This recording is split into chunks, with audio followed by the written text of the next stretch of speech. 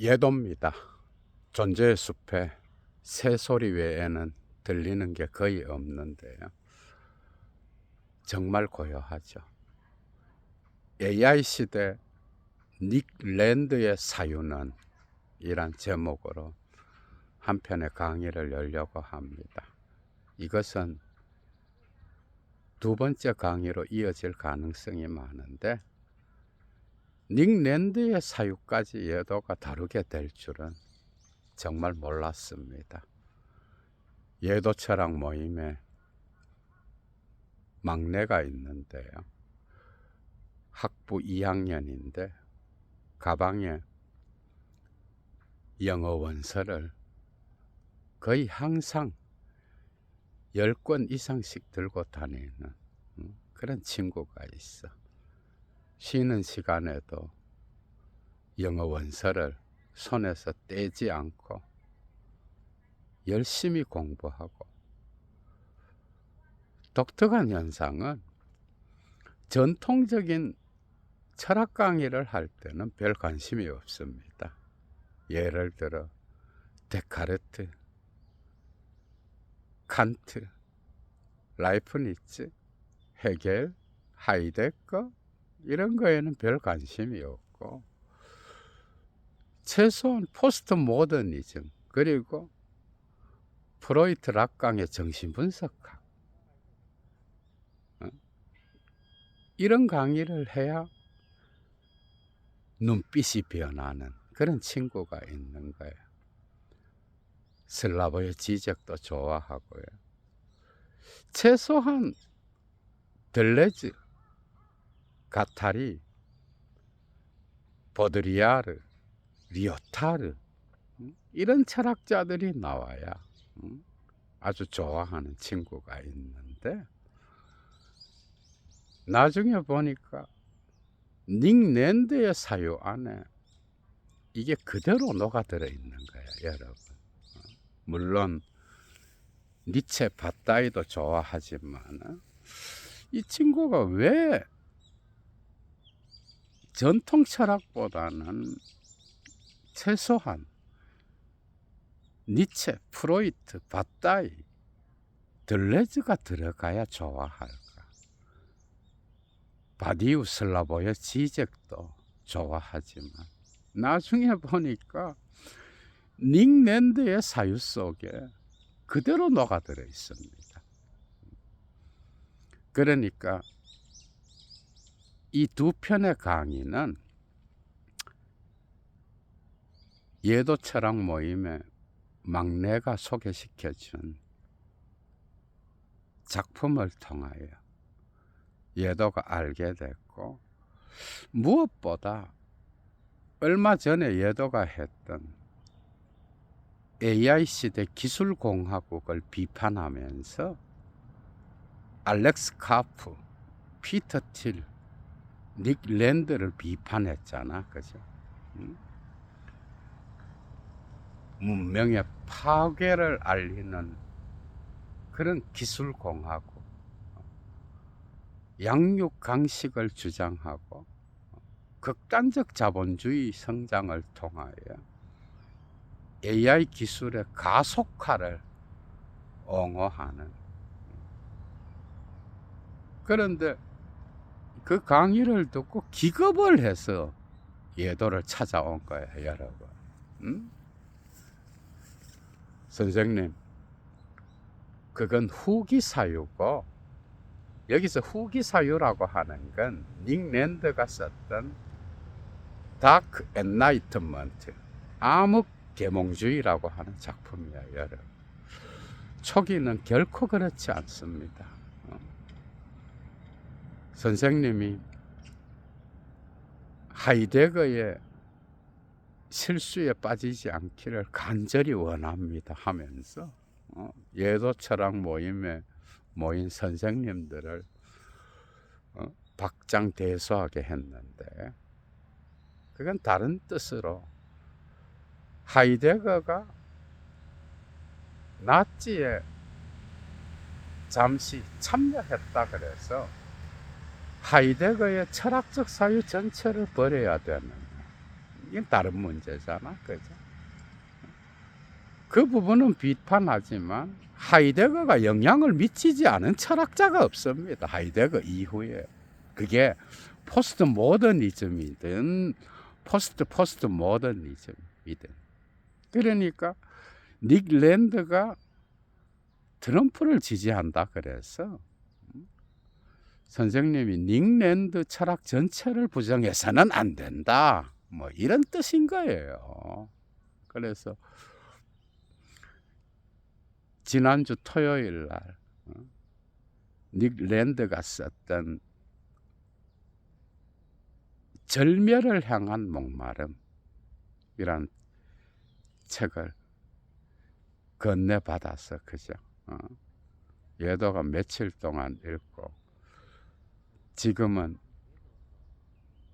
암흑계몽주의를 읽고 있는데 여러분 그리고 2011년에 출간된 선집을 모은 거 쉥드 누메나라고 하는 작품 가속주의 정말 읽어보니까 확실히 다른 건 역시 예술과 미학에 관심 있는 사람들, 음악에 관심 있는 사람들, 이런 분들에게는 닉 랜드의 사유가 엄청나게 도움이 될 거야, 여러분. 그래서 첫 번째 시간에는 닉 랜드가 92년에 썼던 The Thirst for Annihilation, 절멸을 향한 목마름, 이걸 강의하고 두 번째 강의에서는 다크 엔라이트먼트, 암흑계몽주의를 중심으로 두 번째 강의에서는 예도가 미친 인간이 돼서 닉 랜드를 비판할 것 같은데요. 이렇게 전개하려고 합니다. 재미있겠죠, 그죠? 닉 랜드의 사유를 보게 되면은 오늘날 트럼프 현상을 통하여 나타나는 세계적 현상, 대한 우파의 사유를 여러분들이 이해할 수 있어. 왜 이들이 AI 기술의 가속화를 통하여 자본주의 성장에서 희망을 보는지, 그걸 철학적으로 이해할 수 있는 거예요, 여러분들이. 그러니까 이 강의는 정말 중요하죠. 예도 아카데미의 막내로부터 소개받은 이 책.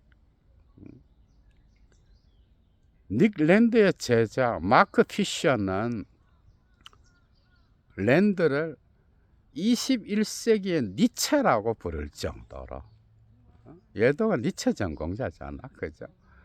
부를 정도로 그런 인물인데 그의 사유에는 무엇이 숨어 있을까? 정말 궁금하죠, 그죠? 강의의 가치를 아시는 분은 사막의 철학을 위하여 예도TV 후원에 참여해 주시면 감사하겠습니다. 이건 어디서도 들을 수 없는 강의겠죠, 그죠? 닉 랜드는 62년 영국에서 태어났어요, 여러분. 그래서 87년도에 에식스 대학교에서 박사학위 논문을 써서 발표하는데요. 주제는 하이데거에 대한 거예요. 하이데거가 53년도에 발표했던 논문. 그 에세이죠, 그죠?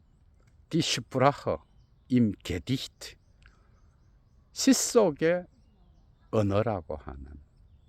이것은 시인 트라클에 대한 연구인데 쉥드 누메나에도 이 학위 논문을 수정해서 트라클에 대한 시를 분석하는 부분이 들어 있습니다, 여러분. 정말 재미있는. 그래서 87년도에 월익대학교 대륙철학 교수로 가는데요. 정교수인지는 모르겠어. 거기에서 동료들과 사이버네틱스 문화연구소를 만드는데, 그래서 닉 랜드의 사유는 문학, 철학, 사회학 뿐만 아니라 SF, 공상과학 소설, 영화, 사이버 펑크, 그리고 정글 음악, 이런 것들이 전부 뒤섞여서 그의 사유가 드러나는 경우가 많은데, 여러분, 이 사이버네틱스 연구소에서 활동을 하면서 월익대학교 교수를 1998년까지 합니다, 여러분. 이 시기에 92년도에 절멸을 향한 목마름, The Thirst for Annihilation. 부제는 정말 독특한데요. 부제가 조르주 바타이 and Virulent Nihilism. 조르주 바타이와 치명적 허무주의라고 하는 그런 부제야, 여러분. 그래서 바타이가 정말 중요한 거예요. 거기에는 물론 프로이트의 정신분석학, 니체, 그리고 사드의 세계가 포함되어 있겠죠, 당연히. 그래서 이 작품의 글쓰기는 전통적인 학술적 글쓰기가 아니라 끊임없이 미끄러지는 욕망의 글쓰기, 리비도의 글쓰기라고 할 수 있어. 얘도는 정말 재미있게 읽었습니다. 그리고 98년도에 월익대학교 교수를 그만두고 마약을 합니다. 암페타민 과다 복용으로 심신이 쇠약해져서 대중으로부터 사라집니다. 그리고 나서 중국에서 발견돼 암흑 계몽주의와 더불어서 닉 랜드는 대한 우파의 사상적 대변자가 되는 거야. 대한 우파의 철학자가 되는 거야, 여러분. 대한 우파의 철학자는 알렉스 카프와 닉 랜드라고 해도 과언이 아닌 거예요. 그래서 21세기 오늘날 AI 과학기술과 극단적 자본주의의 성장을 주도하는 미국과 영국, 양육강식을 옹호하는 그런 사유가 숨어 있잖아. 정말. 그래서 미국과 중국의 어떤 AI 기술의 발전을 보면서 닉 랜드는 이것만이 인류 보편을 진보시키는 해결책이다, 이렇게 보는 거예요. 정말. 그래서 AI 기술 공화국을 옹호하고 소수의 기술자들이, 소수의 CEO가 한마디로 자본주의 귀족들, 자본주의 군주제라 그러죠. 이들이 지배하는 세계, 그리고 나머지 99%는 이들을 빨아대는 테크노 퓨덜리즘, 기술 봉건주의를 옹호하죠. 그죠? 참. 어떻게 포스트 마르크스주의자였던 닉 랜드, 좌파 가속주의를 주장했던 닉 랜드가 대한우파가 되는지,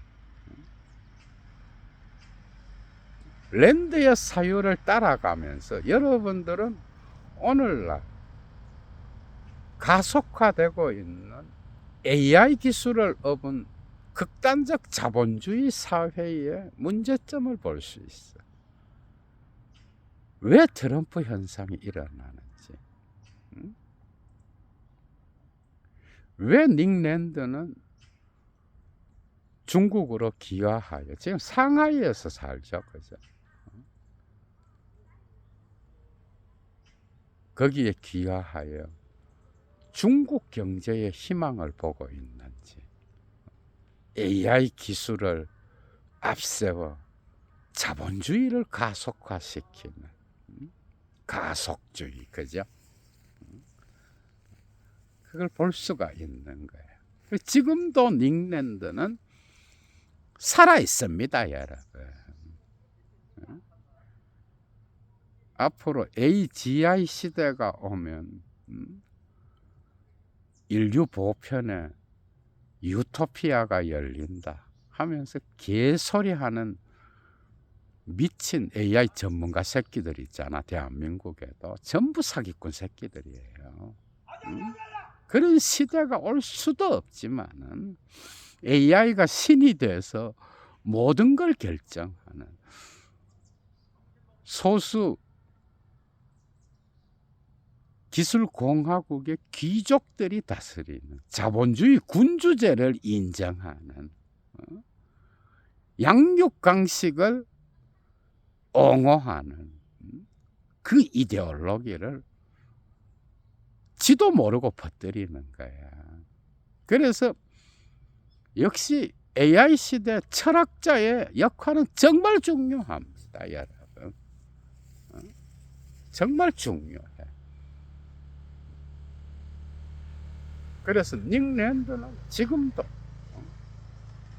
트럼프주의자요, 대한우파의 철학자로서 활동하고 미국과 중국의 AI 기술이 미래 사회를 변혁시켜 나갈 거라는 걸 믿는 거예요. 가속주의라고 하는 게 여러분, 자본주의 성장을 통하여 AI 기술이 극단화되면 인류 보편을 더욱 행복하게 하는 어떤 유토피아가 열린다. 인류를 진보시킬 수 있다. 거기엔 이미 여러분, 그죠? 좌파적 사고와 우파적 사고가 그대로 들어있어. 기존 질서의 자본주의를 옹호한다는 거, 그리고 이를 통하여 사회를 변혁시킨다라고 하는 거. 그래서 닉 랜드는 좌파 가속주의에서 대한우파의 가속주의로 변신할 수 있었던 거예요, 여러분. 참 독특한데요. 그래서 21세기 영국의 사변적 실제론을 대변하는 스페큘라티브 리얼리즘이라고 하죠. 그걸 대변하는 그런 철학자인 거예요. 대한우파의 철학자이면서. 그러나 초기에는 상당히, 그죠? 상당히 배울 게 많아요, 여러분. 그리고 21세기 AI 시대 왜 이렇게 힘의 충돌이 일어나는지, 트럼프 현상이 왜 나타나는지 그걸 볼 수가 있어요, 여러분. 21세기 지금을 진단할 수 있는 사유를 볼 수 있는 거야. 사변적 실제로는 핵심은 상관주의를 거부한다는 거예요. 인간의 주체와 연결된 객체의 세계, 이걸 거부한다는 거잖아. 어떻게 보면 꽝땡 메이야수의 우연성의 사고가 보이는데요. 그걸 거부하고 리비도적 유물론을 인정한다라는 거예요. 모든 인간주의를 소거시키고 이 세계에 우주 만물의 힘이 사회적 현상에도 그대로 적용된다는 거예요. 닉 랜드의 자본 개념을 보면 정말 재미있는데요. 이 자본이 어떤 혁명적 주체들보다 중요한 역할을 한다는 거예요. 닉 랜드의 사유는 초기부터 그죠? 인간주의를 거부합니다. 인간의 흔적이 남아있는 사물의 질서는 가장 수치스러운 거라 그래요. 그래서 자본 자체가 자본을 혁명시키는, 그래서 끊임없는 탈용토화를 만들어내는 그런 철학인 거예요. 자본이 구조가 되어 스스로 자생 능력이 있어서 혁명을 만들어내고 사회 질서를 바꾸어 나간다라는 거예요. 자본의 실제로 인간의 어떤 개입과 상관없이 자본 자체가 인간 사회를 변혁시키면서 뭔가 미래의 희망의 사회로 만들어 간다라고 하는. 정말 독특하죠, 그죠? 그래서 닉 랜드는 들레즈주의자라고 해도 과언이 아니야. 물론 여기에는 니체의 힘의 의지, 니체주의적 들레즈주의, 특히 들레즈의 안티오이디푸스로부터 크게 영향을 받고 있고요. 가속주의라는 개념 자체가 여기로부터 출발해. 그리고 리오타르의 리비도 경제, 모두 다가 70년대 작품들이죠. 보드리아르의 상징적 교황과 죽음, 이런 작품으로부터 영향을 받고 있어. 그러니까 들레즈의 안티오이디푸스를 보면 뭐예요? 욕망이라고 하는 것은 자본주의의 기계를 돌리는 힘이잖아. 욕망이, 그죠? 그러니까 자본주의 기계가, 그죠? 인간을 지배하는 거예요. 이것은 기관 없는 신체로서 작동하고, 영토화와 탈영토화를 통하여 구조를 변혁시켜 나가지만은 자본주의는 이걸 허용하지 않죠. 다시 재형토화를 통하여 주었다가 다 빼앗아가는 구조가 바로 자본주의 구조인 거야. 그래서 정신분열증에 걸린 그런 특성을 갖고 있잖아. 그런데 닉 랜드는 이런 것들을 받아들이지만 재형토화를 인정하지 않습니다. 자본주의 구조는 끊임없는 생산을 통하여 탈영토화시키는 힘인 거예요. 생산하는 대지흐, 욕망인 거야, 그죠? 이것은 물리학적으로 볼 때에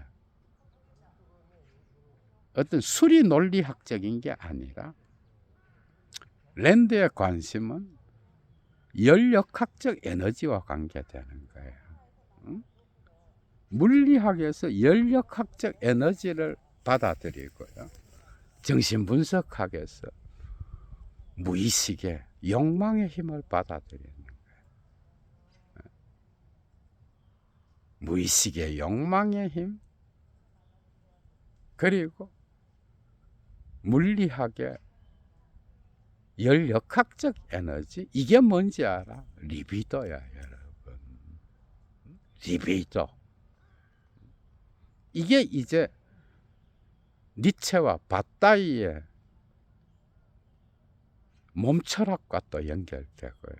어떻게 보면 니체의 힘의 의지 노트에 나오는 것처럼 모든 인간성을 소고하고 힘의 의지가 작동하는 세계, 힘의 의지를 극단화시켜서, 그죠? 인간성을 소거시키고 계속해서 세계를 창조해 나가는 그런 실제론인 거예요. 자본 자체가 스스로 혁명적 활동을 하면서 세계를 변혁시켜 나가는 것처럼. 그래서 자본은 어떤 혁명적 사건, 혁명적 주체들에 의하여 외부로부터 내부로 들어오는 그런 혁명보다 훨씬 더 혁명적이다. 그래서 자본주의 자체가 스스로 자생 능력을 갖고 있다, 이렇게 보는 거예요. 정말 똑똑하잖아, 여러분. 그러니까 바디우와 슬라보의 지적이 보면은 기겁을 하면서 비판하겠죠, 그죠? Less than nothing 서문 마지막에 보면은, 그래서 슬라보의 지적이 들레즈의 이러한 안티오이디푸스적 자본주의 분석은 에둘러서 비판을 하잖아.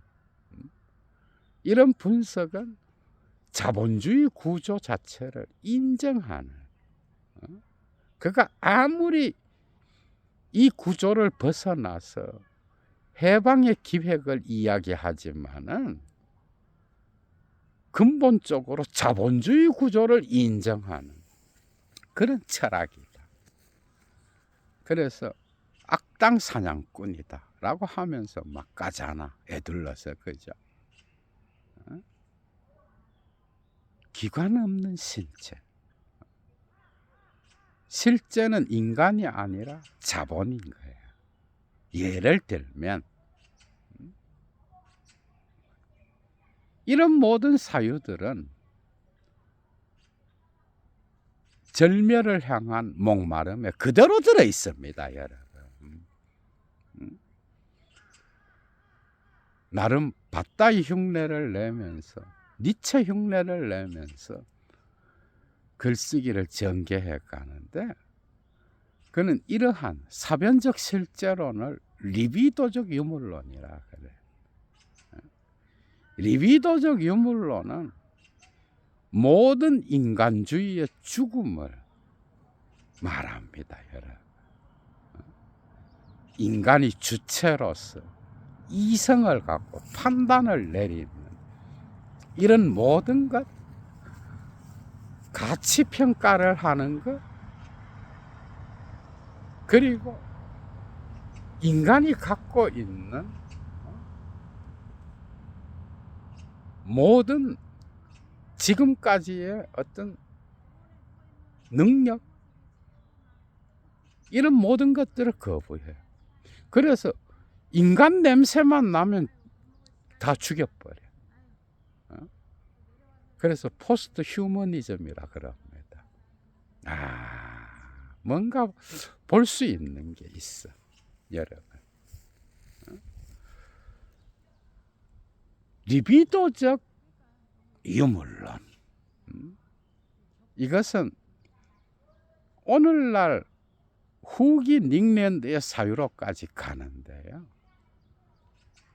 여기에서 여러분들은 니체, 바따이, 락강, 그리고 둘레즈, 리오타르, 보드리아르, 모든 걸 다 볼 수 있는 거예요. 특히 니체의 몸체락, 존재론적 무의식이라고 볼 수 있는 거죠. 물론 이 계보학적 특징을 들레즈는 베르그손의 순수 과거, 그건 역시도 생명 자체의 무의식을 나타내잖아. 존재론적 무의식, 우주적 무의식.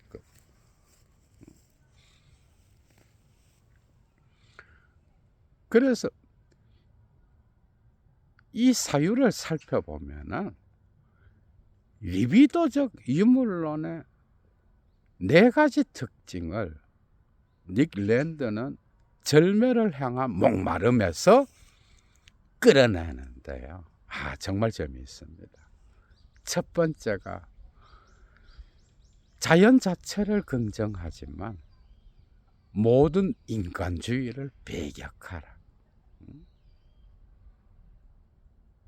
인간주의를 배격하고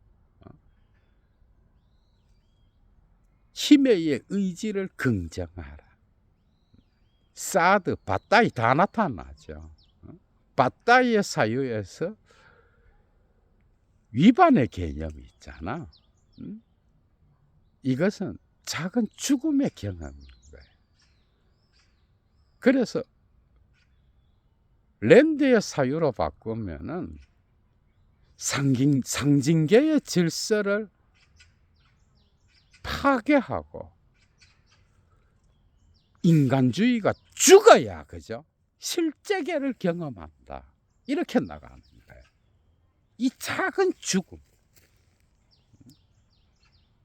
그래서 모든 이성, 논리, 판단, 결정, 이런 것들은 수치스러움의 상징들인 거예요, 여러분. 쇼펜하우어의 삶의 의지에서 나타나는 충동 개념, 그죠? 욕망 개념. 그걸 자체로 긍정하는 거예요. 극단으로까지 밀어붙이는 거예요, 여러분. 니체적으로 바꾸면 그의 몸 철학에서 이 젤푸스트, 자기라고 하는 개념, 이건 짜라투스트라 일부에 나오잖아요. 이것이 인간의 자아를 이끌고 가는 힘인 거예요. 이 자기는 칼 융적으로 무의식적 어떤 자기 실현의 핵심적 개념이 되는데, 이 자기는 바로 신체인 거야. 이 신체가 인간의 자아를 지배하는 이성적 사고를 끌고 가는 거야. 이건 무의식의 힘인 거야, 여러분.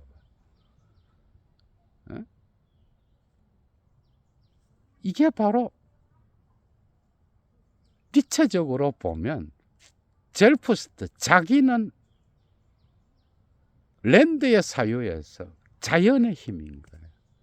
그리고 인간주의는 뭔가 하면은 이시, 자아라고 할 수 있죠. 이성적 사고를 통하여 판단을 내리는.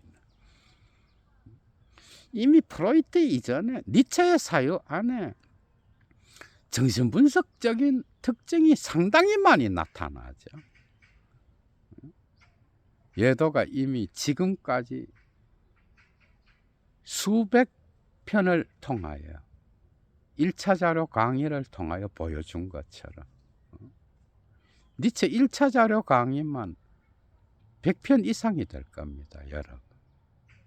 니체 강의 전체를 따지면 상당히 많겠지만 독일어로 직접 읽어가면서 풀어내. 특히 정신분석학과 연결해서 풀었죠, 그죠? 그러니까 자연의 힘, 무의식의 충동, 이걸 읽으면서 또 클로소프스키의 니체 해석, 그죠? 그것도 연상되는데 왜 예도 철학 모임의 막내가 클로소프스키를 좋아했는지도 이해가 되더라고. 닉 랜드를 읽다가 보니까 충동 자체를 극단까지 긍정하라는 거예요. 그러니까 어떻게 보면 들레즈도 기관 없는 신체를 아르토와 니체로부터 끌어내잖아. 예술가의 상상력, 예술 철학의 정말 중요한 사유가 아닐까 생각하는데, 닉랜드의 사유가. 예술가들은 한번 읽어보면 좋을 것 같아. 그러나 이 철학이 정치 영역에 적용됐을 때 어떤 문제를 발생시키는지, 그건 두 번째 강의 암흑계몽주의를 다루면서 이야기하려고 합니다. 자연의 힘을 긍정하고 인간주의를 거부하라. 이게 리비도적 유물론의 첫 번째 강령인 거예요. 두 번째 강령은 냉혹한 운명론을 긍정하라. 여러분,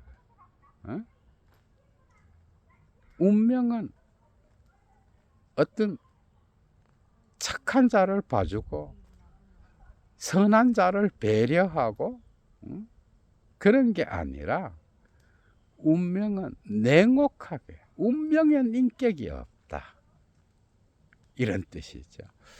사실 이런 사유는 그리스 비극에서도 볼 수 있는데, 그리스 비극의 작가들, 에우리피데스, 그리고 소포클레스 등등, 그죠? 이런 비극 작가들, 그들이 보여주는 사고 역시도 이런 냉혹한 운명론인 거예요. 그래서 근대 과학자들, 갈릴레이, 코페르니쿠스, 뉴턴 등등은 이런 비극 작품을 보면서 자기의 물리적 세계에 적용시켰다는 거 하나? 이런 이야기는 화이트헤드의 작품 Science and the Modern World, 과학과 현대 세계라고 하는 작품에 수록되어 있습니다. 냉혹한 운명을 긍정한다는 건 뭐예요? 니체는 아모르 파티라 그랬는데, 냉혹한 운명을 긍정한다라고 하는 것은 인간의 이성, 판단, 결정, 의지, 감성, 이런 게 들어갈 자리가 없는 거야. 이 운명은 이런 걸 봐주지 않아요. 그래서 그리스 비극 작가들의 작품들을 보면은 어떤 선한 자와 악한 자, 이런 구분이 없이 운명은 모든 자에게 그냥 닥치는 거야. 차가운 물질 세계의 어떤 냉혹한 엄격성처럼 뭐 봐주고 하는 게 없는 거야. 운명이 닥치면 그냥 다 비극을 맞는 거야, 여러분. 아이스킬로스, 소포클레스, 에우리피데스 등등.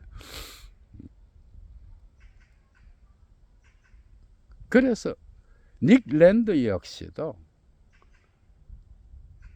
이러한 냉혹한 차가운 운명, 이걸 긍정하면서 인간의 인격성, 이런 거 없다.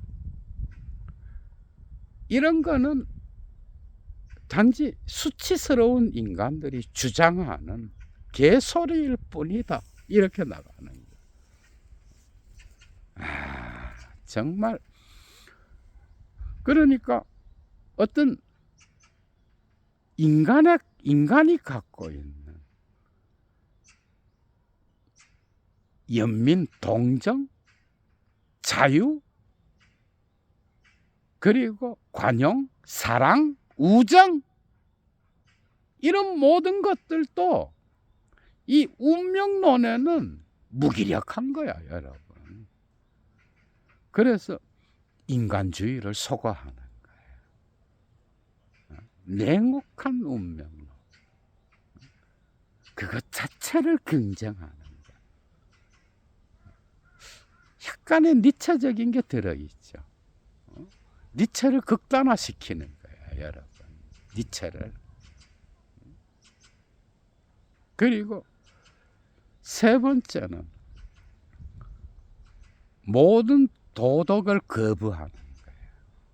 그것이 아리스토텔레스가 니코마코스 윤리학에서 가르쳐주는 고도로 높은 수준의 윤리학이라 하더라도 모든 도덕을 거부하라, 여러분. 모든 도덕을 거부하는 거예요. 이 세계에는 단지 힘의 의지, 어떤 열역학적 에너지, 인격이 담기지 않은 힘밖에 없다. 힘의 투쟁밖에 없다. 홉스적으로 만인에 대한 만인의 투쟁. 그래서 선과 악, 좋은 것과 나쁜 것, 이런 거. 프로이트적으로 보면은 위벌 이시, 초자를 거부하는 거겠죠. 윤리, 아이고 그딴 게 어디. 락강적으로 보면 상징계의 질서, 이딴 거 없다. 아버지의 이름, 아이고 속아 웃을 일이다. 그걸 거부하고 어떻게 보면 죽음 충동 자체를 긍정하는 거예요. 약간의 트럼프도 보이죠, 여러분. 민주주의와 평등주의 이딴 거 없다. 암흑계몽주의에서 말하는 것처럼 인류 역사는 힘의 논리에 의하여 전개되어 왔다는 거예요. 도덕 속아 웃을 일이다. 너의 죽음 충동을 극단에까지 밀어붙여라. 그것 이외에 도덕 윤리 소새끼가 웃을 일이다. 그런 겁니다, 여러분. 재미있죠, 그죠? 이게 세 번째 강령인 거예요. 마지막 네 번째 리비도적 유물론의 내용은 모든 범속한 가치평가를 거부하라. 이 세계에 선과 악이 어디 있느냐? 그렇다면 올바른 일을 하는 거, 그것도 무의미하다. 그리고 적을 만드는 거, 적이 어디 있느냐? 그래서 선을 행하고 올바른 일을 행하고 적들에 대항하는 거, 이런 것만큼 사치스러운 게 없다. 사물 자체에 가치를 매기지 말라는 거예요. 가치가 있다면 그 힘 자체를 긍정하는 거예요, 여러분. 정말. 그래서 예도는 이 네 번째 강령에서 한 가지 배웠는데, 특히 철학자라고 하는 새끼들, 다른 사람들로부터 인기를 얻고 호감을 받으려고 개 지랄을 떼는데 정말 부끄러운지 알아라. 그런 내용이 있어요, 여러분. 철학자라는 놈들이 얼마나 할 일이 없으면 자기의 평판, 인기, 그래서 타인들의 호감을 구걸하고 거기에 따라서 자기 삶을 영위한다는 거 정말 쪽팔리는 거다. 사람들이 말하는 가치평가, 그걸 거부하는 거.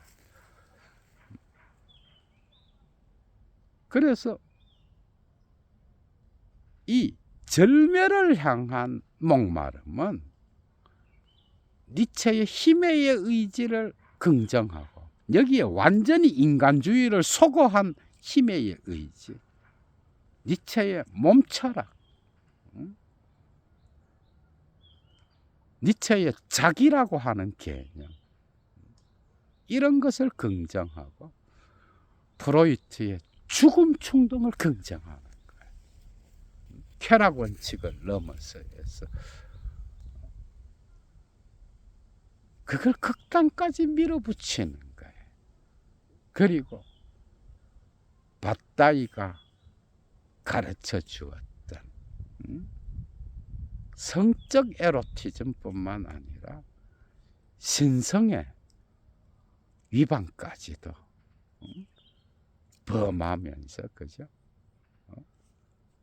진정한 짐승이 되는 것, 인간이 되는 것을 포기하고 짐승이 되라. 이게 바로 사드 후작과 밧다이가 가르쳐주는 명제잖아. 눈의 이야기를 보면 여러분 얼마나 신랄해. 가톨릭 교회의 어떤 성스러운 성례전을 집행할 때 사용하는 장과 그릇들, 성기구들이 이렇게 놓여 있는 그 방에서 정말 엄청난 에로티즘을 경험하는 장면이 나오잖아요. 죽음 충동을 끝까지 긍정하고 인간이 되는 걸 포기하고 짐승이 되라. 밧다이를 따라서 닉랜드 역시도 동일하게 말하고 있는 거야, 여러분. 그러니까 이런 철학들이 닉랜드의 사유를 통하여 흐르고 있습니다, 여러분. 정말 재미있죠, 그죠? 그래서 정치 영역보다는 예술 영역에 적용될 때 이것은 정말 독특한 창조력을 만들어낼 수 있는 그런 철학인 거예요.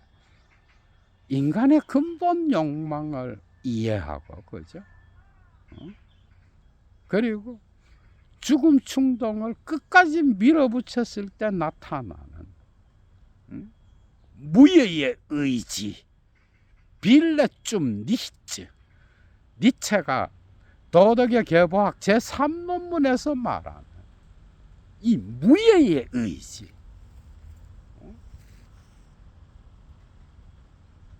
지금까지 통용되어 왔던 모든 것, 그리고 가치들, 이런 모든 것들을 물어 돌리는 힘, 인간 내면에 숨어 있는 짐승을 발견하라. 인간이 되기보다는 짐승이 되어라. 참. 앞으로 계속 전개시켜 나가겠습니다. 여러분 재밌었죠, 그죠? 무엇보다 예도 철학 모임에 막내에게 약속을 했었는데 약속을 지킬 수 있어서 참 기쁩니다, 여러분. 두 번째 시간, 암흑 계몽주의에서는 닉 랜드의 특히 하이퍼 레이시즘, 초인종주의라고 하는 닉 랜드만의 우생학을 비판하면서 엄청난 비판을 가하면서 이 대한 우파의 AI 기술을 접목한 자본주의, 이 기술 공화국을 박살내는 이데올로기 비판을 하는 그런 시간이 되지 않을까 생각합니다. 두 번째 시간에서 암흑계몽주의를 다루면서 얘도 물러갑니다. 주스